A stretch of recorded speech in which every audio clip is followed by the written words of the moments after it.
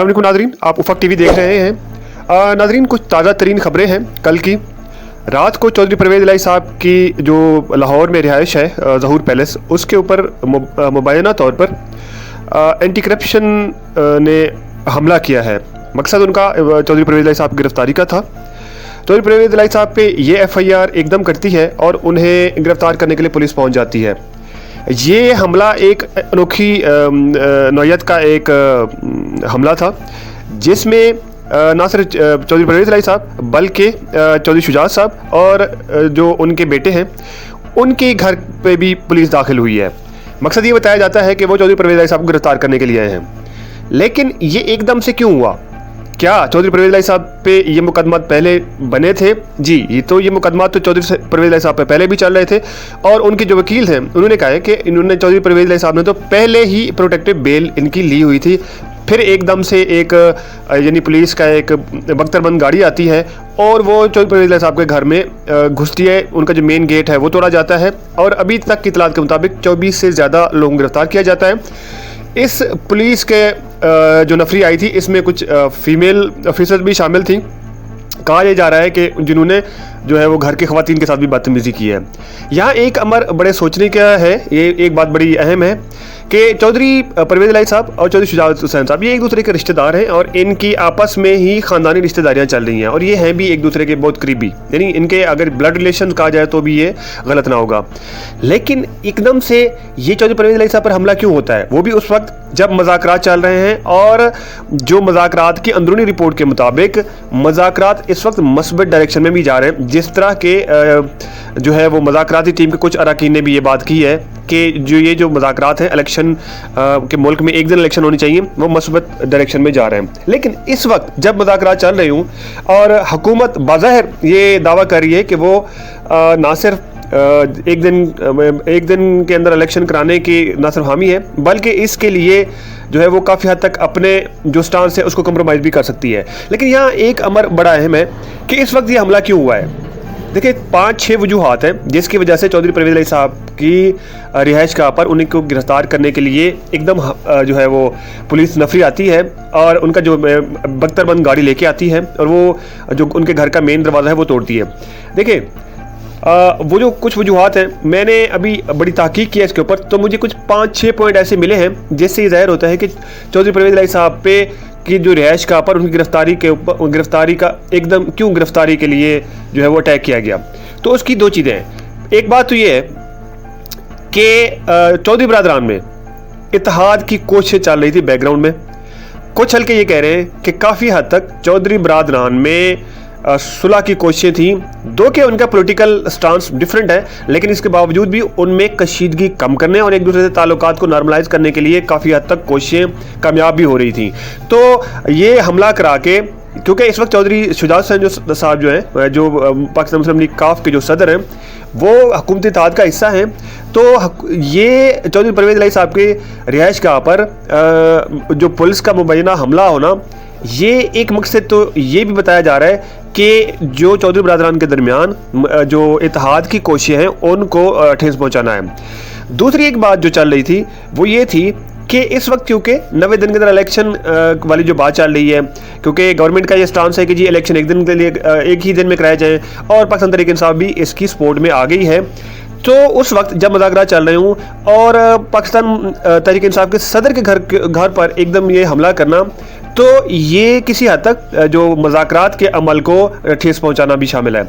तो और इस तरह से जो एक और बात जो चल रही है वो ये है कि चौधरी परवेज़ इलाही साहब एक बहुत मंझे हुए सियासतदान है। उन इतलात ये भी थी कि कुछ MNAs जो इत्तेहादी जमातों की हुकूमत है, उनके कुछ जो MNAs हैं जो इस वक्त करंटली सर्विंग हैं, जो मेंबर पार्लियामेंट हैं, उनमें से कुछ इतलात थी कि वो चौधरी परवेज़ इलाही साहब के साथ राब्ते में थे और ये भी पॉसिबिलिटी है कि वो चौधरी परवेज़ इलाही साहब को कुछ अश्योरेंस देने के चक्रों में भी थे कि जी ठीक है, आप हमें टिकट दिलवा दें तो हम जो है वो इत्तेहादी हुकूमत को छोड़कर रिज़ाइन करके जो है वो वापस आ जाते हैं और अगले इलेक्शन में हमें जो जनरल इलेक्शन होने जा रहा है, प्रोबेबली ये अक्टूबर में होता है, नवंबर में होता है, उसके लिए वो टिकट मांग रहे थे। जो किसी हद तक ये मज़ाकरात उनके दरमियान कामयाब भी हो रहे थे। इसी तरह से कुछ बातें ये भी चल रही थी कि जो इस अटैक में एक मैसेज ये भी दिया गया है, क्योंकि कुछ इतलात ये भी थी कि हुकूमत के कुछ इत्तेहादी जो हैं वो हुकूमत से नाराज़ हैं और वो मुबैना तौर पर अलहदा भी हो सकते हैं। तो चौधरी परवेज़ इलाही साहब और चौधरी शुजात हुसैन साहब के घर पर ये पुलिस का एंटी करप्शन का गिरफ्तारी के लिए जो अटैक दिखाकर ये भी एक मैसेज दिया गया है कि आप लोग भी अपने किबले दुरुस्त कर लें। नाज़रीन, अब हम बढ़ते हैं आज के अपने मेन टॉपिक की तरफ। नाज़रीन, 2 दिन के लिए 2 दिन तक ये गुज़िश्ता 2 दिनों में कंसेक्टिव मुज़ाकरात हुए हैं हुकूमती इत्तेहाद और पाकिस्तान तहरीक इंसाफ के एक दिन में पाकिस्तान में जनरल इलेक्शन करवाने के लिए। अभी तक की जो इतलात के मुताबिक कुछ चीज़ों में पाकिस्तान तहरीक इंसाफ ने लचक दिखाई है और कुछ में जो है वो हुकूमती इत्तेहाद लचक दिखा रहा है। उम्मीद की जा सकती है कि शायद वो 1 तारीख के ऊपर दोनों जो स्टेक होल्डर्स हैं वो मुत्तहद हो सकें। लेकिन 1-2 चीज़ें हैं जो हुकूमती इत्तेहाद की जो नीयत है मुज़ाकरात के लिए उनको मशकूक बनाती हैं। हुकूमती इत्तेहाद का ये कहना है कि हम और आप लोग यानी तहरीक इंसाफ और हुकूमती इत्तेहाद बैठ के इलेक्शन की तारीख का फैसला करें और ये जो इलेक्शन की तारीख होगी ये ग़ालिबन कोई सितंबर अक्टूबर के बीच में फॉल करती है, क्योंकि उनका ये कहना है कि बजट उन्हें पेश करने दिया जाए। लेकिन जब कोई पाकिस्तान तहरीक इंसाफ का कहना है कि आप लोग अगर बजट भी पास करना चाहते हैं तो ठीक है, आप लोग बजट पास कर लें, लेकिन बजट से पहले आप लोग जो फेडरल गवर्नमेंत और जो दीगर प्रोविंशियल असम्बलीज हैं जो आपके जहाँ पे आपकी गवर्नमेंट है उनको डिज़ोल्व करने की आप लोग तारीख देंगे। इसके ऊपर पाकिस्तान तहरीक इंसाफ और हुकूमती इत्तेहाद में इतलात के मुताबिक डेडलॉक चल रहा है, क्योंकि हुकूमती इत्तेहाद ये नहीं चाहता कि वो जो असम्बलीज़ की डिसोल्यूशन की तारीख दे।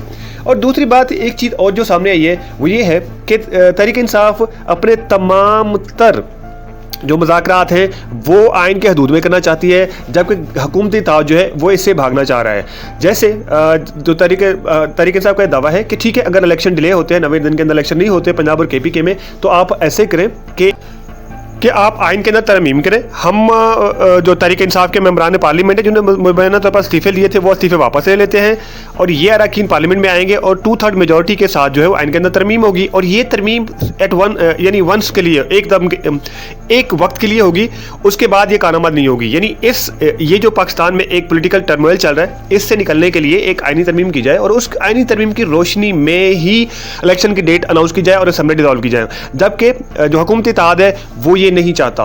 हुकूमती इत्तेहाद की इसमें एक थोड़ी सी जो है वो जो उनके प्लानिंग है वो समझ आती है, वो ये है कि इस वक्त जो बार काउंसिल्स हैं और जितने भी जो वकला की जो एसोसिएशन हैं वो आइन के साथ खड़ी हैं। अगर ये आइन में तरमीम नहीं होती और आइन के ऊपर अमल नहीं होता तो जो वकला बरादरी है या जो बार काउंसिल्स हैं वो तहरीक इंसाफ से अलहदा हो जाएंगी और तहरीक इंसाफ की जो एक मूवमेंट है वो कमज़ोर पड़ जाएगी।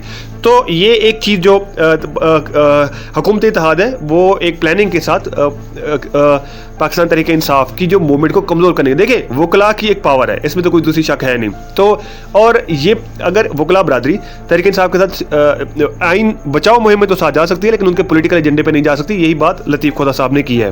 तो एक ये जो है हुकूमती इत्तेहाद जो है वो आइनी तरमीम से कतरा रहा है। दूसरी बात, तहरीक इंसाफ की भी इसमें एक प्लानिंग समझ आती है, क्योंकि इसी बहाने से आइन की तरमीम के बहाने से जो मेंबरान पार्लियामेंट में जाएंगे तो वो अपना जो लीडर ऑफ अपोजिशन है वो बनाने में कामयाब हो जाएंगे। जब लीडर ऑफ अपोजिशन बनेगा तो जो अगले इलेक्शन होंगे उसके लिए केयर टेकर गवर्नमेंट या जो दूसरे मसाइल हैं जो उसके लिए फिर बातचीत होगी। तो केयर टेकर की जो अपॉइंटमेंट होगी वो अपोजिशन और जो गवर्नमेंट होती है उनके मशवरे से होता है। तो पाकिस्तान जो इत्तेहादी हुकूमत है वो ये नहीं चाहती कि लीडर ऑफ अपोजिशन भी बन सके, इसलिए जो हुकूमती इत्तेहाद है वो ये नहीं चाहता कि पाकिस्तान तहरीक इंसाफ के अरकान दोबारा पार्लियामेंट में आए और वो अपना लीडर ऑफ अपोजिशन बनाए। नाज़रीन, जो इस मुज़ाकरात में गवर्नमेंट और जो इत्तेहादी जमातें हैं और जो पाकिस्तान तहरीक इंसाफ के दरमियान जो मुज़ाकरात है इसके ऊपर मिला जुला रद्द अमल देखा गया है। इसहाक डार साहब कहते हैं कि जो वो पुरुमीद है कि ये मुज़ाकरात कामयाब होंगे। इसी ज़मन में ख्वाजा आसिफ साहब कहते हैं कि जो मुज़ाकरात हैं वो वक्त का ज़िया है। और फवाद चौधरी साहब ने भी एक ट्वीट किया है कि एक तरफ तो आप मुज़ाकरात की बात कर रहे हैं और दूसरी तरफ आप हमारे अरकान और चौधरी परवेज़ इलाही साहब के घर के ऊपर आप लोगों ने जो है वो पुलिस का एक मुबैना अटैक करवाया उन्हें गिरफ्तार करने के लिए। तो एक तरफ गिरफ्तारियाँ हूँ और दूसरी तरफ मुज़ाकरात हूँ, ये इकट्ठे नहीं चल सकते। और पाकिस्तानी तहरीक इंसाफ के सदर इमरान खान साहब ने भी बड़ा सख्त रद्द अमल दिया है चौधरी परवेज़ इलाही साहब पे हमलों का। और देखते हैं कि आगे क्या आता है, लेकिन इस वक्त जो है हालात कोई बेहतरी की तरफ नहीं जा रहे। खासतौर पर ये गुज़िश्ता जो 24 घंटे में जो डेवलपमेंट आई है उससे तो बाज़ाहिर ये लगता है कि ये जो मुज़ाकरात हैं पाकिस्तान तहरीक इंसाफ और हुकूमत इत्तेहाद में, वो किसी ख़ास डायरेक्शन में जाते नज़र नहीं आ रहे। पाकिस्तान तहरीक इंसाफ के सदर इमरान खान साहब ने आज ग़ालिबन जो है वो कौम से खिताब का भी प्लान किया है, जिसमें वो अपने अगले लाहे अमल का ऐलान करेंगे। और इतलात यही है कि पाकिस्तान तहरीक इंसाफ के सदर आने वाले दिनों में एक तहरीक चलाना चाह रहे हैं, जिसमें वो तमाम सिविल सोसाइटी और पार्टी अरकान और वकला को इस तहरीक में शामिल होने की दावत देंगे। और इतलात यही है कि ये एक एहतजाजी तहरीक होगी और हो सकता है कि इसमें कोई लॉन्ग मार्च का प्लान भी किया जाए। तो अब तक के लिए इतना ही, मिलते हैं अगले व्लॉग में।